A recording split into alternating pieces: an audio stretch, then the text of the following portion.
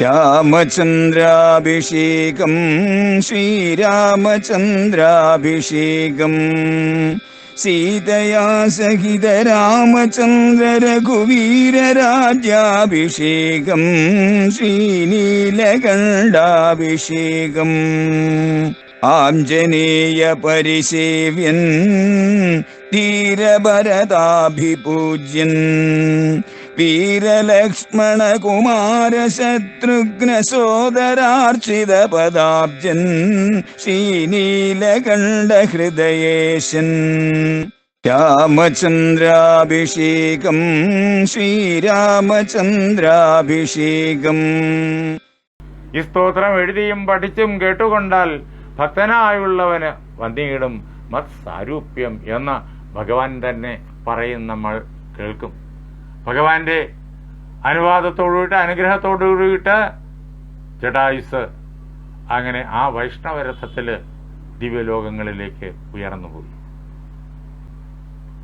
അത് കഴിഞ്ഞ് ഭഗവാൻ ലക്ഷ്മണകുമാരനോടൊപ്പം ദക്ഷിണദിക്കിലേക്ക്, രാവണൻ സീതയെ കൊണ്ടുപോയ ദക്ഷിണദിക്കിലേക്കാണല്ലോ, ദക്ഷിണദിക്കിലേക്ക് അദ്ദേഹത്തിന്റെ അന്വേഷണം തുടരുകയാണ്. അങ്ങനെ പോകുമ്പോഴേക്കും ഒരു ഭീമാകാരമായ ഒരു സത്വത്തെ കണ്ടു. വക്ഷസി വദനവും യോജന ബാഹുക്കളും ചക്ഷുരാദികളുമില്ല. എന്തൊരു സത്വമിതം! ഇതെന്തൊരു സത്വമാണ്, മൃഗമാണ്, എന്തൊരു ജീവിയാണ്! അവന്റെ വായ അവന്റെ മാറിടത്തിലാണ്. പിന്നെയോ അവന് വലിയ കരങ്ങൾ, ഒരു യോജന ദൈർഘ്യമുള്ളതായ കരങ്ങൾ. കണ്ണ് അതില്ല, ചക്ഷുരാദികളില്ല, കണ്ണും മൂക്കൊന്നുമില്ല. ഈ പ്രകാരത്തിലൊരു സൃഷ്ടിയോ, ഇവൻ എന്താണ് എന്ന് രാമൻ ലക്ഷ്മണനോട് ചോദിക്കുകയാണ്. രാമൻ അറിയാഞ്ഞിട്ടല്ല, അദ്ദേഹം നമ്മെ പഠിപ്പിക്കുകയാണ് അതിലൂടെ. എന്നാൽ ലക്ഷ്മണനോട് പറഞ്ഞു, ലക്ഷ്മണ, നീ ഇത് ശ്രദ്ധിച്ചുകൊള്ളൂ. ഭക്ഷിക്കും ഇപ്പോൾ ഇവൻ നമ്മെ ഭക്ഷിക്കാൻ വരികയാണ്. ഇപ്പോൾ നമ്മൾ ഭക്ഷിച്ചു കളയും. ഭക്ഷിക്കും ഇപ്പോൾ ഇവൻ നമ്മെ എന്നറിഞ്ഞാലും എന്ന് പറയുമ്പോഴേക്കും അവന്റെ കരങ്ങളിൽ രാമനും ലക്ഷ്മണനും പെട്ടു. വലത് കൈയില് രാമനെ പിടിച്ചു അവൻ, ഇടത് കൈ കൊണ്ട് ലക്ഷ്മണനെയും പിടിച്ചു. ആ മേഖലയിലൂടെ കടന്നുപോകുന്ന ജീവരാശിയെല്ലാം തന്റെ ഈ സുദീർഘങ്ങളായ ബാഹുക്കൾ കൊണ്ട് പിടിച്ച് വായ്ക്കുള്ളിലേക്ക് ആക്കുക. ഇതാണ് അവന്റെ രീതി.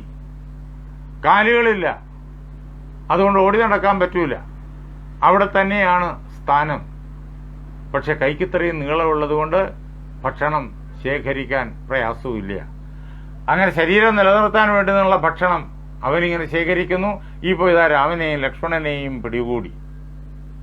രാമൻ ഉടനെ പറഞ്ഞു, ലക്ഷ്മണ, നമുക്ക് ഈ കരങ്ങൾ ഛേദിക്കണം. രാമൻ ആ സത്വത്തിന്റെ വലത് കൈ ഛേദിച്ചു, ലക്ഷ്മണൻ ഇടത് കൈ ഛേദിച്ചു. ഇത് കണ്ട് ആ സത്വം അമ്പരന്നു, അത്ഭുതപ്പെട്ടു. എന്നിട്ട് ഉള്ളുകൊണ്ട് സന്തോഷിക്കുകയും ചെയ്തു. ആർക്കിത് സാധിക്കും? ശ്രീരാമചന്ദ്ര മഹാപ്രഭുവിന് മാത്രമേ സാധിക്കുള്ളൂ തന്റെ കരങ്ങളെ ഛേദിക്കാൻ. ഇപ്പോഴിതാ തന്റെ കരങ്ങളെ രണ്ട് വ്യക്തികൾ ഛേദിച്ചിരിക്കുന്നു. രാമൻ തന്നെയാണോ ഇത്? ആരാണ് എന്ന് ചോദിക്കുകയാണ്. നിങ്ങൾ ആരാണ് എന്ന്. അപ്പൊ രാമൻ തന്റെ വ്യക്തിത്വം എന്താണ് എന്ന് ആ സത്വത്തോട് പറയാണ്, താൻ ആരാണ് എന്ന്.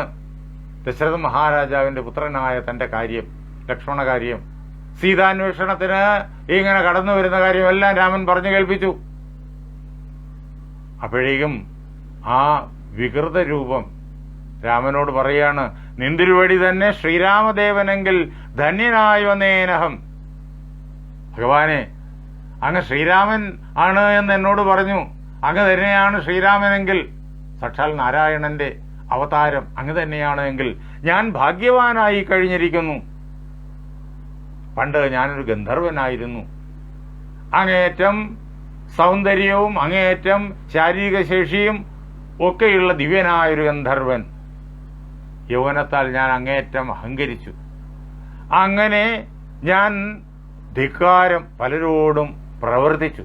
അഷ്ടാവക്ര ഋഷിയെ കണ്ടിട്ട് ഞാൻ അദ്ദേഹത്തെ അപഹസിച്ചു. 8 വളവുകളുണ്ട് അദ്ദേഹത്തിന്റെ ശരീരത്തിന്. പക്ഷെ ആ വളവുകൾ ശരീരത്തിനാണ്. അദ്ദേഹത്തിന്റെ ബോധമണ്ഡലം ഉണ്ടല്ലോ, അഖണ്ഡ ബ്രഹ്മാനന്ദമാണ്. അതിനെയാണ് അറിയേണ്ടത്, ശരീരത്തിന്റെ വളവിനെ അല്ല. ഈ വിദ്വാൻ കേവലം ഭൗതിക ദൃഷ്ടിയായി പോയി. അതുകൊണ്ട് അദ്ദേഹത്തെ കണ്ടിട്ട് അപഹസിച്ചു. അപ്പോഴേക്കും അദ്ദേഹം ശാപവും കൊടുത്തു. ശാപമോചനം അദ്ദേഹത്തോട് പ്രാർത്ഥിച്ചപ്പോഴേക്കും പറഞ്ഞു, ശ്രീരാമചന്ദ്രന്റെ കരം കൊണ്ട് നിനക്ക് ഈ ആസുരമായിരിക്കുന്ന രൂപത്തിൽ നിന്നിട്ട് മോചനം ലഭിക്കും എന്ന്.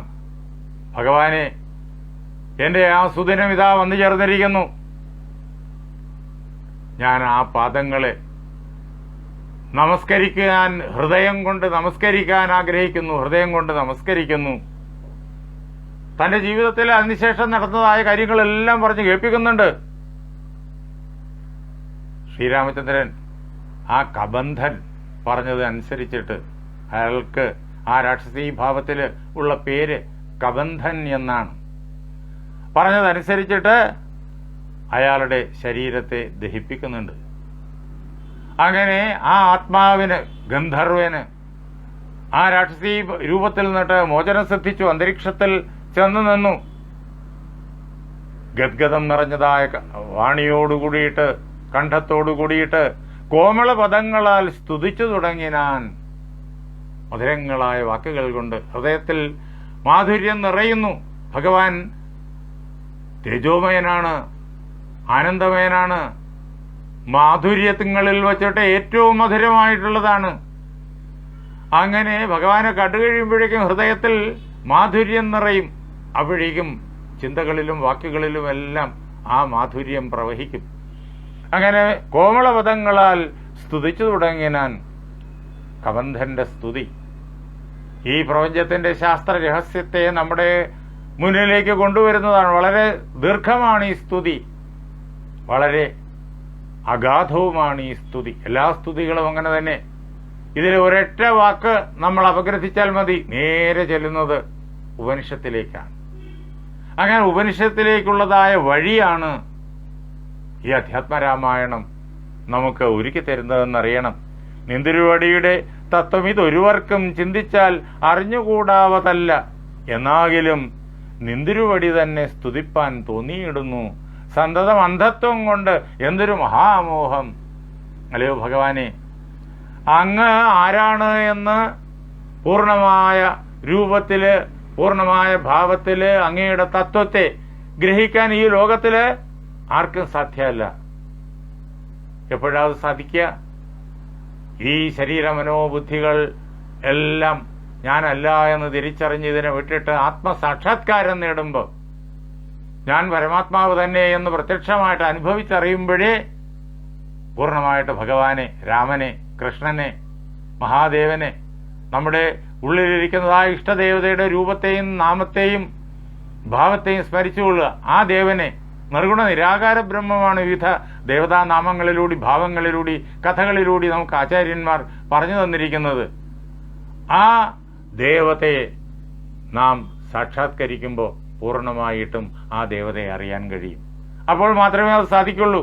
അതല്ലാതെ ഈ ലൗകികമായ പരിമിതിയിൽ നിന്നുകൊണ്ട് ഭഗവാന്റെ തത്വത്തെ പൂർണ്ണമായും ഗ്രഹിക്കണമെന്ന് വെച്ചു കഴിഞ്ഞാൽ അത് സാധ്യമല്ല. വിശേഷിച്ചും ചിന്തിച്ചാൽ ഭഗവാന്റെ തത്വത്തെ പൂർണ്ണമായിട്ടും ഗ്രഹിക്കാൻ സാധ്യമല്ല. എന്നിട്ടും അല്ലയോ ഭഗവാനെ, അങ്ങേ സ്തുതിക്കണം എന്നുള്ള ആഗ്രഹം എന്റെ ഹൃദയത്തിൽ നിന്നിട്ട് ഉണ്ടാകുന്നു. എന്റെ അറിവില്ലായ്മ കൊണ്ട് തന്നെ അത് എന്തൊരു മോഹത്തിലാണ് ഞാൻ പെട്ടുപോയിരിക്കുന്നത്. അങ്ങ് ആരാണ്? അന്തവും ആദിയും ഇല്ലാതൊരു പരബ്രഹ്മം. തുടക്കം ഇല്ല അങ്ങേക്ക്. കാലത്തിന്റെ പരിധി വെച്ചും തുടക്കമില്ല, ദേശത്തിന്റെ പരിധി വെച്ചും തുടക്കമില്ല. അതേപോലെ തന്നെ അന്തവുമില്ല, അവസാനവുമില്ല. കാലത്തെ ആസ്പദമാക്കി കണക്കുകൂട്ടിയാലും ദേശത്തെ ആസ്പദമാക്കി കണക്കുകൂട്ടിയാലും അവസാനവും ഇല്ല. ആദ്യന്തരഹിതനാണങ്ങ്. അങ്ങനെയുള്ള പരബ്രഹ്മമാണങ്ങ്. അങ്ങനെയുള്ള അങ്ങ് അന്തരാത്മനി തെളിഞ്ഞ് ഉണർന്നു വസിക്കണം. എന്റെ ഹൃദയത്തിന്റെ ഉള്ളില് പ്രകാശപൂർണമായിട്ട് നിറകതർ വീശിക്കൊണ്ട് തെളിഞ്ഞു നിൽക്കണം ഭഗവാനെ. ഇതാണ് എനിക്ക് അങ്ങയോട് പ്രാർത്ഥിക്കാനുള്ളത്. വേദാന്തശാസ്ത്രത്തിന്റെ അത്യധികം ഗഹനമായിരിക്കുന്ന തത്വങ്ങൾ കബന്ധന്റെ ആ സ്തുതിയിലൂടെ ഇങ്ങനെ ഒഴുകി വരികയാണ്. തുങ്കനാം വിരാട് പുമാനാകിയ ഭഗവാൻ തന്നെ അംഗങ്ങളല്ലോ 14 ലോകവും നൂനം. ഈ ലോകത്തിൽ ഏറ്റവും മഹത്തായിട്ടുള്ളത് ഈ വിരാട് പുരുഷൻ തന്നെ. പ്രപഞ്ചസ്വരൂപിയായി നിൽക്കുന്ന ശ്രീരാമചന്ദ്രൻ, എണ്ണിയാൽ തീരാത്ത തലകളും എണ്ണിയാൽ തീരാത്ത കണ്ണുകളും എണ്ണിയാൽ തീരാത്ത കാതുകളും എണ്ണിയാൽ തീരാത്ത കൈകളും ഒക്കെയായിട്ട് ആദ്യ അന്തരഹിതമായിട്ട് നിറഞ്ഞു നിൽക്കുന്ന ആ വിരാട് പുരുഷൻ. പുരുഷ സൂക്തത്തിലെ മന്ത്രങ്ങൾ ഇത് കേട്ടുകൊണ്ടിരിക്കുന്ന ആളുകൾക്ക് അധികം പേർക്ക് നന്നായറിയും. മറ്റുള്ളവർ അത് പഠിക്കാൻ ആഗ്രഹിക്കുന്നവരും പഠിക്കാൻ ശ്രമിക്കുന്നവരും ഉടനെ പഠിക്കുന്നവരുമാണ്. അതിന്റെ തുടക്കത്തിൽ തന്നെ സഹസ്ര ശീർഷ പുരുഷ സഹസ്രാക്ഷ സഹസ്രപാദ്. 1000 ശീർഷം എന്ന് പറഞ്ഞാൽ പോരാ, അവിടെ സഹസ്ര ശബ്ദത്തിന് അനന്ത ശീർഷങ്ങൾ എന്നർത്ഥം പറയണം. സർവം വൈ എന്നാണ് അതിന്റെ അർത്ഥം അവിടെ. അങ്ങനെ ഈ ലോകത്തിൽ എത്രമാത്രം ജീവരാശിയുണ്ടോ അവയുടെ എല്ലാം ശിരസ്സുകൾ ആ വിരാട് രൂപന്റെ ശിരസ്സുകളാണ്. ഈ ലോകത്തിൽ എത്രമാത്രം ജീവരാശിയുണ്ടോ അവയുടെ എല്ലാം കണ്ണുകൾ ആ വിരാട് രൂപന്റെ കണ്ണുകളാണ്. എല്ലാവരുടെയും കൈകൾ ആ വിരാട് രൂപന്റെ കൈകളാണ്. എല്ലാവരുടെയും കാതുകൾ ആ വിരാട് രൂപന്റെ കാതുകളാണ്. എല്ലാവരുടെയും പാദങ്ങൾ ആ വിരാട് രൂപന്റെ പാദങ്ങളാണ്. അങ്ങനെയുള്ള ആ വിശ്വരൂപം അല്ലയോ ഭഗവാനെ, അത് നേരിട്ട് കണ്ടുകൊണ്ട് കബന്ധൻ സ്തുതിക്കാണ്. ആ സ്തുതിയിലൂടെ അത് നമുക്ക് കബന്ധൻ കാണിച്ചും തരുന്നുണ്ട്. ഇതാണ് അങ്ങയുടെ വിരാട് സ്വരൂപം. 14 ലോകങ്ങളും അതിൽ നിറഞ്ഞു നിൽക്കുന്നു. അതിൽ നടുക്കുള്ളതായ ഭൂലോകത്തിലാണ് സ്ഥൂല ശരീരം കൊണ്ട് നമ്മളെല്ലാം വസിക്കുന്നത്. ഇതിനു മുകളില് ഭൂർലോകം, സ്വർലോകം, മഹർലോകം, ജനലോകം, തപോലോകം, സത്യലോകം, അതിനുമപ്പുറം മായ, അതിനുമപ്പുറം നിർഗുണ നിരാകാര ബ്രഹ്മം. ഈ ഭൂലോകത്തിന് താഴെയായിട്ടോ അതല വിതല സുതല തലാതല മഹാതല രസാതല പാതാളങ്ങൾ, ഇങ്ങനെ 14 ലോകങ്ങൾ. ഈ 14 ലോകങ്ങളും അങ്ങയുടെ അവയവങ്ങളാണ്. വിരാട് പുമാനായിരിക്കുന്ന അങ്ങയുടെ ഭാഗങ്ങൾ. പാതാളം പാദമൂലം, പാർഷ്ണികൾ മഹാതലം, നാഥാദേ ഗുൽഭം രസാതലവും തലാതലം ചാരു ജാനുക്കളല്ലോ. ഇങ്ങനെ ഈ 14 ലോകങ്ങളും ഒരുമിച്ച് ചേർന്ന ആ വിരാട് രൂപൻ എങ്ങനെ കാണപ്പെടുന്നു എന്ന് നേരിട്ട് കണ്ടുകൊണ്ട് കബന്ധൻ കേൾപ്പിക്കുന്നു. വളരെ വിസ്തൃതമാണത്. അത് മുഴുവൻ നമുക്കിവിടെ ചർച്ച ചെയ്യാൻ സമയം അനുവദിക്കില്ല. നന്നായിട്ട് ഇത് ധരിച്ചു വച്ചിരിക്കുന്ന ആളുകളാണ് കേട്ടുകൊണ്ടിരിക്കുന്നവരധികവും. മറ്റുള്ളവർ അത് പഠിക്കുന്നവരാണ്. അതുകൊണ്ട് അതങ്ങനെ പഠിച്ചുകൊള്ളുക. ധർമ്മം നിൻ പുരോഭാഗം, അധർമ്മം പൃഷ്ഠഭാഗം, ഉന്മേഷ നിമേഷങ്ങൾ ദിനരാത്രങ്ങളല്ലോ, സപ്തസാഗരങ്ങൾ ദിൻ കുക്ഷിദേശങ്ങളല്ലോ, സപ്തമാരുതന്മാരും നിശ്വാസഗണമല്ലോ. ഈ പ്രപഞ്ചത്തിൽ എന്തെന്തൊക്കെയാണോ ഉള്ളത്, എന്തെന്തൊക്കെയാണോ നമുക്ക് കണ്ടെത്താനും ഇങ്ങനെ വേർതിരിച്ച് മനസ്സിലാക്കാനും കഴിയുന്ന അത് മുഴുവൻ ഭഗവാൻ തന്നെയാണ്. ഭഗവാന്റെ വിരാട് രൂപം തന്നെയാണ്. സ്ഥൂലമായുള്ള വിരാട് പുരുഷ രൂപം തവ കാലേ നിത്യവും ധ്യാനിക്കുന്നവനുണ്ടാം മുക്തി. ആരാണോ അങ്ങയുടെ ഈ വിരാട് സ്വരൂപത്തെ നിരന്തരം ഹൃദയത്തിൽ ധ്യാനിക്കുന്നത് അവന് യാതൊരു സംശയവുമില്ല, സർവബന്ധനങ്ങളിൽ നിന്നും മോചനമുണ്ടാകും. എങ്കിലും ഭഗവാനെ, അങ്ങയുടെ ഇപ്പോൾ ഞാൻ കണ്ണുകൊണ്ട് കാണുന്ന ഈ രൂപമുണ്ടല്ലോ, ഏത് രൂപം? താപസവേഷം ധരാവല്ലഭം ശാന്താകാരം ചാപേഷുകരം ജഡാവൽക്കല വിഭൂഷണം കാനനെ വിചിന്നന്തം ജാനകിയും സലക്ഷ്മണം. അങ്ങനെയുള്ള ഈ രൂപം അതെന്റെ മനസ്സിനെ വളരെയേറെ ആനന്ദിപ്പിക്കുന്നു. ഭഗവാനെ, അതെന്റെ മനസ്സിൽ ഇളക്കം കൂടാതെ ഉറച്ചു നിൽക്കുവാൻ അങ്ങ് അനുഗ്രഹിക്കണം. താപസവേഷം ധരിച്ച് തപസ്യായിട്ട്, അതേസമയം അദ്ദേഹം ധരാവല്ലഭനാണ്, രാജാവാണ്. ശാന്തമായിരിക്കുന്നതായ രൂപത്തോടുകൂടിയവൻ, കയ്യില് വില്ലും അമ്പുമെല്ലാം ധരിച്ചിട്ടുണ്ട്. താപസവേഷമാണ്, കയ്യില് വില്ലും അമ്പുമെല്ലാം ഉണ്ട്. ജടയും വൽക്കലവും ഭൂഷണങ്ങളായിട്ട് അണിഞ്ഞിട്ടുണ്ട്. എന്നിട്ട് ലക്ഷ്മണനോടൊപ്പം സീതാദേവിയെ കാനനത്തിൽ കൂടി ഇങ്ങനെ അന്വേഷിച്ച് സഞ്ചരിക്കുന്നവനാണ്. അങ്ങനെയുള്ള അങ്ങയുടെ ഈ രൂപം എന്നെ വളരെയേറെ ആനന്ദിപ്പിക്കുന്നു. അങ്ങയുടെ പാദങ്ങളിൽ എൻ്റെ മനസ്സ് ഇളക്കം കൂടാതെ ഉറച്ചു നിൽക്കണം എന്ന് ഞാൻ അങ്ങയോട് പ്രാർത്ഥിക്കുന്നു. രാമൻ പറഞ്ഞു, സന്തുഷ്ടനായേൻ തവ സ്തുത്യ നിശ്ചല ഭക്തിയ.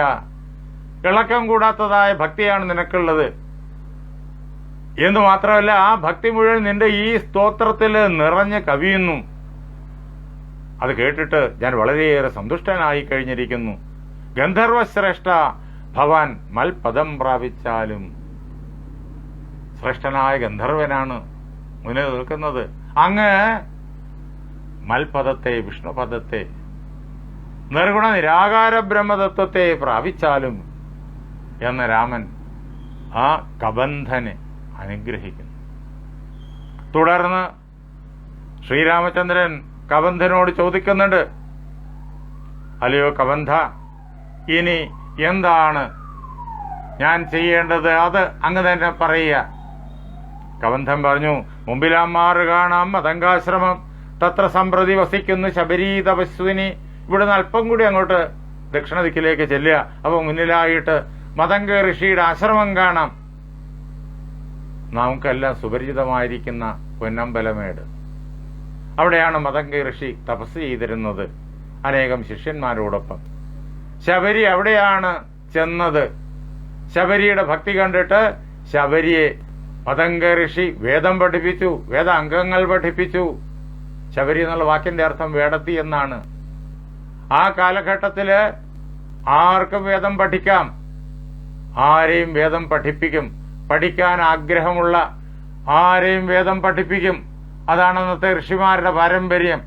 വിദ്യാധിരാജ ചട്ടമ്പിസ്വാമികൾ വേദാധികാര നിരൂപണത്തില് വളരെ സ്പഷ്ടമായിട്ട് കാര്യകാരണ സഹിതം തെളിവുകളെല്ലാം നിരത്തിക്കൊണ്ട് ഇക്കാര്യം നമ്മുടെ മുന്നിൽ അവതരിപ്പിക്കുന്നുണ്ട്. പഠിക്കാനുള്ളതായ ആഗ്രഹവും മാനസികമായിട്ടുള്ള സത്യസ്ഥിതിയും സാത്വിക ഗുണത്തിന്റെ വർധനവും ആർക്കൊക്കെയാണോ ഉള്ളത്, അവര് ജനിച്ച കുടുംബം ഏതായാലും ജാതി ഏതായാലും അവരുടെ സ്ഥാനമാനങ്ങൾ ലൗകിക ദൃഷ്ടിയ എന്തായാലും ശരി, എല്ലാവർക്കും വേദം പഠിക്കാനുള്ള അധികാരമുണ്ട് എന്നതിന് തെളിവ് വേദം തന്നെയാണ് എന്ന് അദ്ദേഹം വേദാധികാര നിരൂപണത്തിൽ പറയും. നമ്മൾ ഇവിടെ കേൾക്കും. അങ്ങനെ ശബരിയെ വേദം പഠിപ്പിച്ചു. നമ്മളതിവിടെ കാണും. വാൽമീകി രാമായണത്തിൽ അത് തന്നെ വിശദമായിട്ട് കേൾക്കാം. ഇവിടെ അതെല്ലാം ചുരുക്കി അങ്ങ് പറഞ്ഞു പോവാൻ അധ്യാത്മരാമായണത്തിൽ. അങ്ങനെ അവിടെ മതങ്കാശ്രമത്തില് പഠിച്ചു. മതങ്ക ഋഷി ഇപ്പോഴേക്കും സമാധിയായി, ശിഷ്യന്മാരും സമാധിയായി. ഋഷി പറഞ്ഞതനുസരിച്ചിട്ടാണ് ശബരി ആ പൊന്നമ്പലമേട്ടിന് നേരെ പടിഞ്ഞാറ് വശത്തുള്ളതായ നമ്മൾ ശബരിമല എന്ന് വിളിക്കുന്നതായ ആ പർവ്വതത്തില്, ആ മലയില് വന്ന് രാമനെ പ്രതീക്ഷിച്ച് പാർക്കുന്നത്. കവന്തൻ പറയുന്നു, മുമ്പിൽ അമ്മാറ് കാണാം മതങ്കാശ്രമം, തത്ര സമ്പ്രതി വസിക്കുന്നു ശബരി തപസ്വിനി. അവിടെ മതങ്കാശ്രമത്തില് ഇപ്പോ തപസ്വിനിയായ ശബരി വസിക്കുന്നുണ്ട്. ലോകത്തിൽ ആർക്കും തപസ് ചെയ്യണമെന്ന് ആഗ്രഹമുള്ള ആർക്കും തപസ് ചെയ്യാൻ അധികാരമുണ്ട്. അതാണ് വേടത്തി തപസ് ചെയ്തു, വേടത്തി വേദം പഠിച്ചു, വേടത്തി ശാസ്ത്രങ്ങൾ മുഴുവൻ പഠിച്ചു. പഠിപ്പിച്ചത് മതങ്കൻ. വേടത്തി തപസ് ചെയ്യുന്നു. രാമൻ അതിനെ ആദരിക്കുന്നു. ശബരി രാമനെ അന്വേഷിച്ച് അയോധ്യയിലേക്ക് പോവുകയായിരുന്നില്ല. രാമൻ അയോധ്യയിൽ നിന്ന് ശബരിയെ അന്വേഷിച്ച് ഇങ്ങോട്ട് വരികയായിരുന്നു. ഗുണം അതാണ് തപസ് ചെയ്യാനും വേദം പഠിക്കാനും ലോകത്തിൽ എല്ലാവർക്കും ഉള്ളതായ അവകാശം. നല്ല മനസ്സ്, തെളിഞ്ഞ മനസ്സ്, അത് വേണം. അത് മാത്രമേ ഉള്ളൂ. സാധന ചതുഷ്ടയം എന്ന ശാസ്ത്രം അതിനെക്കുറിച്ച് പറയും. അവിടെ ഇപ്പോ തപസ്വിനിയായ ശബരി മാത്രമാണുള്ളത്. തപസ്വിനി എന്ന് പറയുമ്പോൾ തന്നെ തപസ്സിന്റെ മണ്ഡലത്തിൽ ശബരിക്കുള്ളതായ ആ വികാസം, ആ ഉയർച്ച നമുക്കവിടെ ആ വാക്കിൽ നിന്ന് തന്നെ കേൾക്കാം. ആ തപസ്വിനി എങ്ങനെയാണ്? തൊൽപാദാംബുജ ഭക്തി കൊണ്ട് ഏറ്റവും പവിത്രയായി എപ്പോഴും ഭവാനെയും ധ്യാനിച്ച് വിമുക്തയായി അങ്ങനെയാ അവിടെ വസിക്കുക. അവളെ ചെന്ന് കണ്ടാൽ വൃത്താന്തം ചൊല്ലും അവളെ പോയി കാണണം. അങ്ങ് അവൾ സീതാവൃത്താന്തം പറഞ്ഞു കേൾപ്പിക്കും. അവനീസുത തന്നെ ലഭിക്കും നിങ്ങൾക്കെന്നാൽ. ദേവിയെ അന്വേഷിച്ചിട്ടാണല്ലോ അങ്ങ് ഈ ദിക്കിലൂടെ ഇങ്ങോട്ട് കടന്നു വന്നത്. സീതാദേവി അങ്ങയ്ക്ക് ലഭിക്കും, അതിനുള്ള വഴി ശബരി പറഞ്ഞു തരും എന്ന് പറഞ്ഞു. ഇങ്ങനെ കബന്ധൻ ഭഗവാനെ സ്തുതിച്ച് ഇനി ചെയ്യേണ്ടതെന്ത് എന്ന് ഭഗവാനെ അറിയിച്ച് ഭഗവാന്റെ അനുഗ്രഹത്തോടുകൂടി ഭഗവാനെ പ്രദക്ഷിണം ചെയ്ത് സ്തോത്രം ചെയ്ത് ആ ഗന്ധർവൻ അവിടെ നിന്ന് ഭഗവാന്റെ അനുഗ്രഹത്താൽ ദിവ്യലോകങ്ങളിലേക്ക് ഉയർന്നുപോയി.